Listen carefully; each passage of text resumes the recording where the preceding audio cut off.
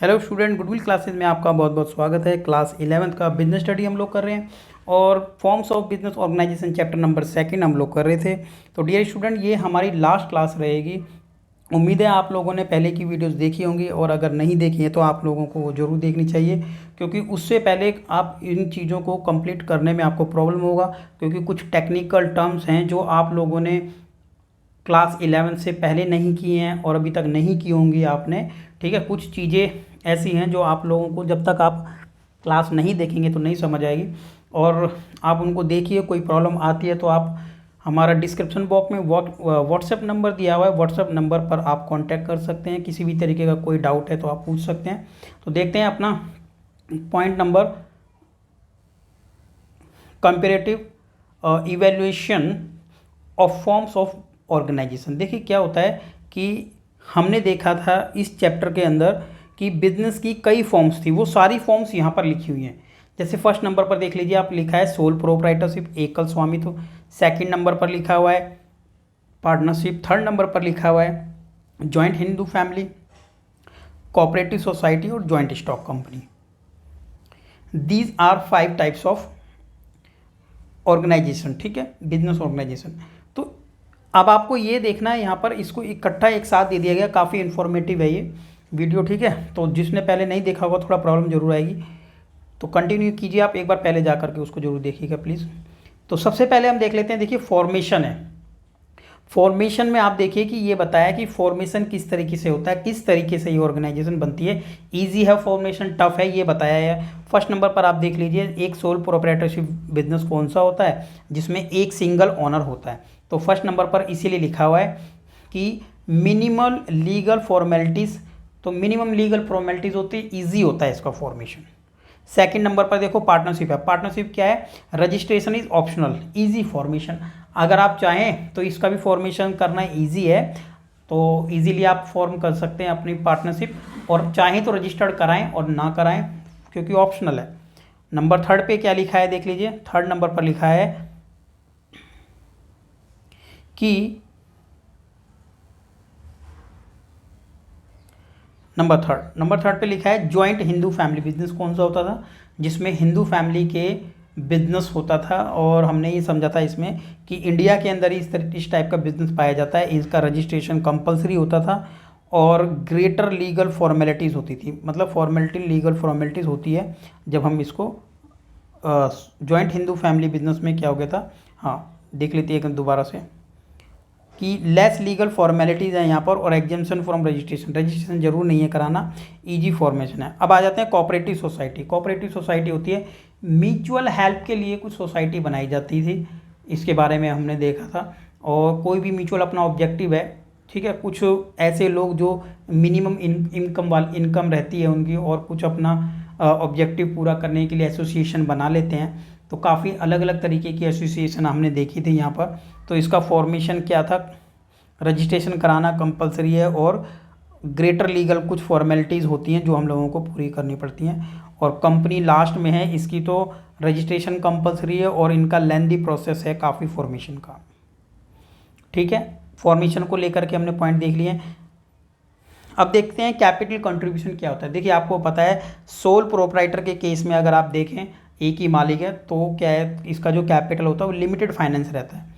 Partnership में भी क्या है, लिमिटेड फाइनेंस है, but in comparison to the sole proprietorship higher इसका फाइनेंस हो जाता है। ठीक है, और थोड़ा सा इजी होता है फाइनेंस को लगाना, क्योंकि 2 से 3 4 5 इस तरीके से पार्टनर हो जाते हैं। और जॉइंट हिंदू फैमिली बिजनेस में क्या है, हमारी एसेंट्रल प्रॉपर्टी होती है। प्रॉपर्टी कौन सी होती है? हमारी पूर्वजों की होती है, वो हम लोग लगाते हैं यहाँ पर। और कोऑपरेटिव सोसाइटी की बात करें अगर, तो कोऑपरेटिव सोसाइटी में क्या होती है, सभी लोग मिल करके इसमें पैसा लगाते हैं, जो भी मेंबर्स होते हैं। तो यहाँ से इनका कैपिटल आता है। और लास्ट वाला जो है जॉइंट स्टॉक कंपनी, इनका फाइनेंस कैसे होता है? लार्ज फाइनेंस होता है। क्यों लार्ज फाइनेंस हो जाता है? क्योंकि शेयर इशू किए जाते हैं, आपने देखा होगा, या कंपनी के आपने देखा था मेंबर भी काफ़ी सारे हो सकते हैं। प्राइवेट कंपनी की बात करें 2 मेंबर मिनिमम और मैक्सिमम 200 था। पब्लिक कंपनी की बात करें मिनिमम 7 था और मैक्सिमम की कोई लिमिट नहीं थी। तो सभी जितने भी शेयर होल्डर होते हैं सब पैसे लगाते हैं, तो फाइनेंस काफ़ी हो जाता है बिजनेस में लगाने के लिए। Now point number 3, number of member. Number of member की बात करें तो सिंगल सोल प्रोप्राइटर में तो एक ही होता है।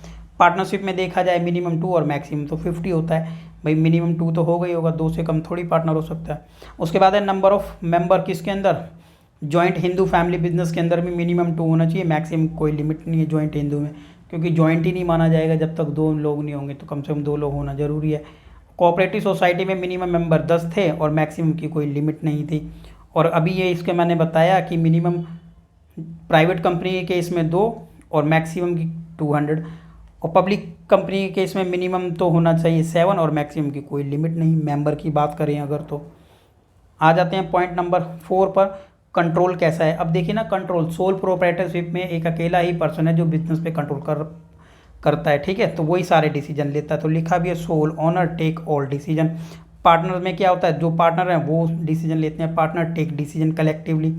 इसमें क्या होता है, जो मेन पर्सन होता है ना, हेड यानी कर्ता, वो सारे डिसीजन लेता है। अगले पॉइंट में क्या लिखा है, इलेक्टेड रिप्रेजेंटेटिव जो होंगे कोऑपरेटिव सोसाइटी में, ठीक है, उनको जो भी मेंबर हैं वो ही इलेक्ट करेंगे। मैनेजिंग कमेटी टेक डिसीजन, वो डिसीजन लेते हैं। एंड द लास्ट जो है जॉइंट स्टॉक कंपनी के केस में क्या होता है, बोर्ड ऑफ डायरेक्टर्स, जो कि शेयर होल्डर ही इलेक्ट करते हैं, वही चुनते हैं उनको, और वो बोर्ड ऑफ जो डायरेक्टर होते हैं वही डिसीजन लेते हैं, ठीक है। हर एक शेयर होल्डर तो मैनेजिंग कमेटी की तरह वो पार्ट नहीं ले सकता है। चलिए पॉइंट है 5th नंबर, कंटिन्यूटी। कंटिन्यूटी आप देखिए, कंटिन्यूटी इसमें कम बनी रहती है। मान लीजिए किसी पार्टनर की डेथ हो जाती है, बीमार हो जाता है, ठीक है, ल्यूनेटिक हो जाता है, दिवाली या पागलपन हो जाता है, ये इन चीज़ों से क्या हो जाता है, कंटिन्यूटी क्या है, डिस्टर्ब हो सकती है। तो लिखा है अनस्टेबल बिजनेस, ये बिजनेस अनस्टेबल है, and owner regarded as one, because क्योंकि एक ही ओनर था।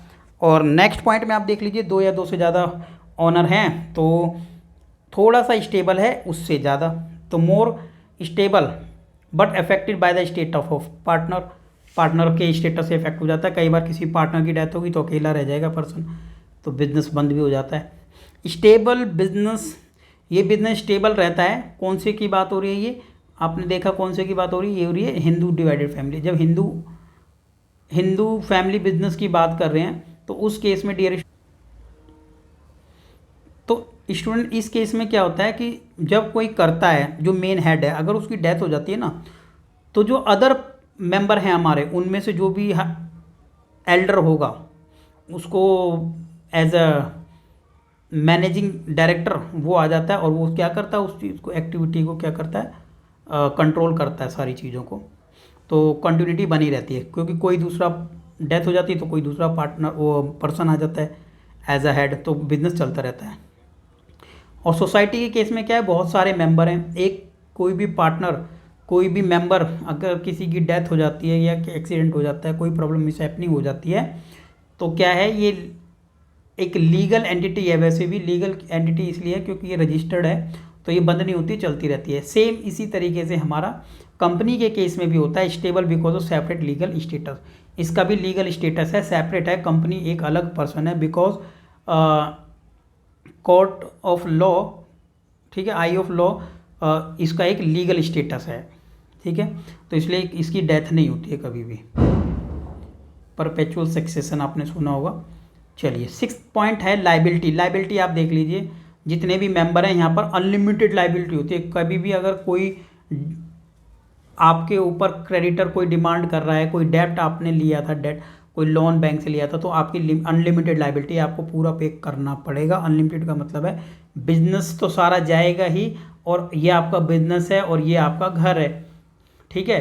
बी से मतलब बिजनेस है, एच मतलब हाउस है, तो सारा बिजनेस बेच कर देना पड़ेगा।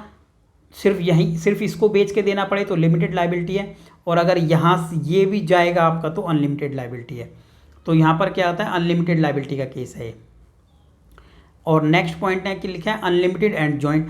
यहाँ पर इस केस में भी क्या होता है, अनलिमिटेड होता है और जॉइंट भी होता है, यानी सभी पार्टनर क्या है, बिजनेस भी जाएगा। अगर कई बार ज़्यादा लॉस में चला गया, हम लाइबिलिटी अपनी पूरी नहीं कर पा रहे, तो आपका घर से भी जाएगा। अनलिमिटेड यहाँ पे भी है, करता, लेकिन यहाँ पर देखिए करता तो अनलिमिटेड होता है, लेकिन अदर पार्टनर लिमिटेड लाइबिलिटी होती है, ठीक है भाई। यहाँ पर हिंदू अनडिवाइडेड फैमिली का बिजनेस है, अब ये तो करता है, ये हेड है यहाँ पर, राइट, इसको अलग डिसाइड अलग बना दिया है। और बाकी के ये पार्टनर हैं ABCD, तो इनकी लाइबिलिटी जितनी भी होगी ना, ये तो रहेगी लिमिटेड लाइबिलिटी, इसकी अनलिमिटेड। यानी कोई डेट अगर हमें पे करनी पड़े तो ये तो उतना ही पे करेंगे जितना इनका शेयर अगर है अपने शेयर के बराबर, बाकी इसका सारा चला जाएगा। ठीक है ना, पर्सनल लाइबिलिटी एसेट्स भी चली जाएंगी इसकी। समझ रहे हैं आप लोग? किसी तरीके का डाउट है तो कमेंट सेक्शन में पूछ लीजिए please. Limited to capital contribution, और यहाँ पर क्या है, ये केस हो जाता है इसका सोसाइटी का। सोसाइटी के केस में भाई जिन लोगों ने जितना शेयर लगाया है उन शेयर के बराबर ही उनकी लाइबिलिटी है। यानी अगर किसी तरीके का कोई प्रॉब्लम आता है तो आपकी लाइबिलिटी लिमिटेड है आपके शेयर तक। शेयर तो आप अपने शेयर के बराबर अमाउंट पे कर देंगे और बाकी का नहीं, आपकी जिम्मेवारी में नहीं आता है। और लास्ट जो पॉइंट है,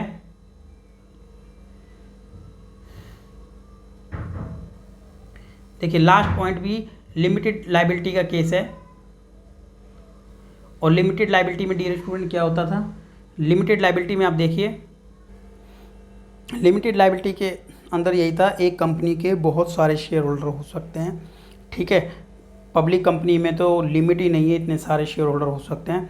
और सभी शेयर होल्डरों ने, देखिए ऐसे बना दिया हमने, अब जिसने जितना शेयर खरीदा है, इसके पास 1000 रुपये के शेयर हैं, इसके पास 1500 रुपये के शेयर हैं, इसके पास 1800 के शेयर हैं, तो इसकी लाइबिलिटी भी इतनी ही बनती है। अगर कोई कंपनी डूब जाती है तो ये शेयर होल्डर ओनर होते हैं, तो इनका ये अमाउंट जा सकता है, इनके घर से कुछ नहीं जाएगा। इनकी लाइबिलिटी क्या हो जाती है, लिमिट लाइबिलिटी रहती है। और इनके अनपेड शेयर तक, मान के चलिए 1000 रुपये के शेयर थे इसके, अभी 800 रुपये ही इन्होंने पे किया, अभी 200 रुपये बाकी भी हैं, तो टोटल जो अमाउंट है इनका, ठीक है, तो 1000 रुपये तक की इसकी लाइबिलिटी बनेगी। आप समझ गए होंगे। तो 800 तो दे चुका है, 200 नहीं दिया, तो अनपेड अमाउंट इसका 200 है, 200 रुपये और दे देगा बस, उससे ज़्यादा इसकी लाइबिलिटी नहीं बनती है। चलिए, तो ये आ गया था, हमने पढ़ लिया। अब ये आ जाता है चॉइस ऑफ फर्म। अब कौन सी फर्म का आप चॉइस करेंगे। अगर आपको कहा जाए कि कौन सी फर्म आप चॉइस करेंगे, कौन सी फर्म आपको ठीक लगती है कि आपको करना चाहिए, लेकिन आप इस बात को तो अच्छे से जानते हैं कि जितना ज़्यादा रिस्क आप लेंगे उतना ही ज़्यादा आपको गेन होगा। ठीक है, तो और भी काफ़ी सारी चीज़ें होती हैं ये डिटरमाइन करने के लिए कि आपको किस टाइप का बिजनेस चूज़ करना चाहिए, किस टाइप की बिज़नेस की फॉर्म आपको सेलेक्ट करनी चाहिए अगर आप बिज़नेस करना चाहते हैं तो देखिए पॉइंट नंबर फर्स्ट से देख लेते हैं। नेचर ऑफ बिजनेस आपको देखना चाहिए। ठीक है, ये फैक्टर हैं जो आपको डिसाइड करने में हेल्प करेंगे कि आपकी फॉर्म्स ऑफ बिजनेस कैसी होनी चाहिए। तो नेचर ऑफ बिजनेस की, बिजनेस का नेचर किस टाइप का, ये देखिए कि मैन्युफैक्चरिंग फर्म है या फिर आपकी सिर्फ आप एक डिस्ट्रीब्यूटर की तरह काम करना चाहते हैं, यानी सेल परचेज करना चाहते हैं सिर्फ। ठीक है ना, तो ये फ़र्क है कि आपका नेचर किस तरीके का है, सर्विस आप दे रहे हैं, पहले तो यही देखना पड़ेगा आप लोगों को। अगर आप मान लीजिए आप कोई एक ऐसा प्रोडक्ट आप बना रहे हैं जो डेली यूज़ का प्रोडक्ट है, मतलब ख़राब हो जाता है जल्दी, तो हो सकता है कि आप ऐसा कोई शॉप आप ओपन करके उसको दे सकते हैं और डायरेक्ट सेल कर सकते हैं, तो वो तो सोल प्रोप्राइटर बन जाएगा, right. Cost and ease in setting up organisation.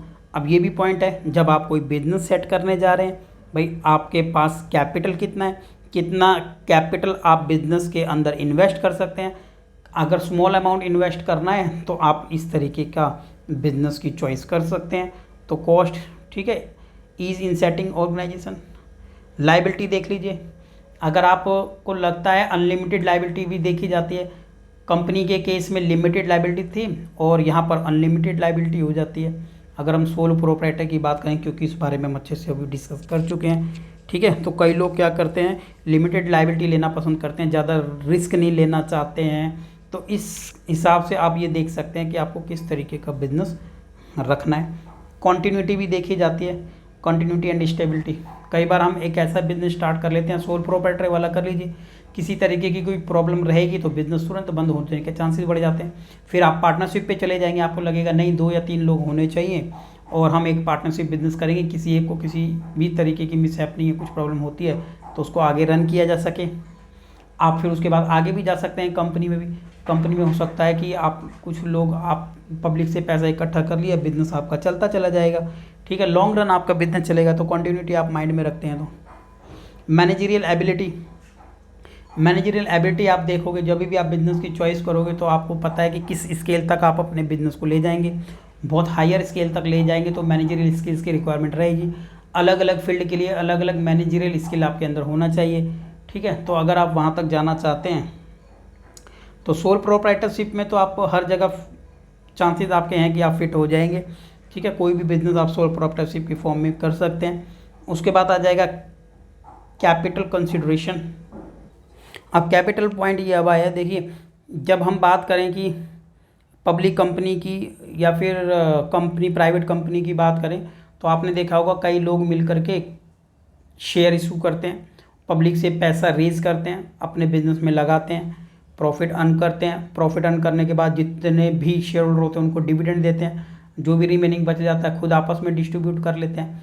तो ये केस है किसका, कंपनी के केस में, ठीक है। तो कैपिटल कंट्रीब्यूशन किस तरीके का आपका रहेगा ये भी आप लोगों को देखना है, ठीक है, कौन सा है। और डिग्री ऑफ कंट्रोल, कितना आप कंट्रोल कर सकते हैं, ठीक है। डिग्री ऑफ कंट्रोल बहुत इंपॉर्टेंट पॉइंट हो गया है। डिग्री ऑफ कंट्रोल को भी हम लोगों को ध्यान में रखना चाहिए कि जब सोल प्रोप्राइटर के केस में आपने देखा है कि वो कुछ एक चीज़ों पर ही अपना पूरा फोकस कर सकता है, एक पर्सन सारी जगह पे फोकस नहीं कर पाएगा। तो इसलिए आप डिग्री ऑफ कंट्रोल को भी आपको ध्यान में रखना चाहिए कि अलग अलग चीज़ों के लिए प्रोफेशनल आपके पास होने चाहिए, एक्सपर्ट्स होने चाहिए हर एक पार्ट के लिए। जिस तरीके से आप मान लीजिए कि फाइनेंस किस तरीके से डील किया जाएगा या फिर परचेज किस तरीके से दिया जाएगा, मार्केटिंग कैसे किया जाएगा, इन चीज़ों के लिए सारी जगह पे कंट्रोल करने के लिए अलग अलग पर्सन होने चाहिए। तो ये था, हम लोग देख रहे थे choice of form of business organisation कि बिजनेस ऑर्गेनाइजेशन की चॉइस करते टाइम इन पॉइंट्स को हम लोगों को जरूर देखना चाहिए। उसके बाद ही जब हम कोई बिजनेस करते हैं तो तभी हम चॉइस करने से पहले ये चीज़ों को ज़रूर ध्यान में रखते हैं। तो ये था चैप्टर हमारा फॉर्म्स ऑफ बिजनेस ऑर्गेनाइजेशन, जिसका ये लास्ट वीडियो था। अब हो जाता है ये कंप्लीट। अब इसके बाद करेंगे अपना नेक्स्ट चैप्टर। तो तब तक बने रहिए आप, और वीडियो को अपने फ्रेंड्स और रिलेटिव्स के साथ ज़रूर शेयर कीजिएगा। मिलते हैं नेक्स्ट वीडियो में। Okay, bye bye.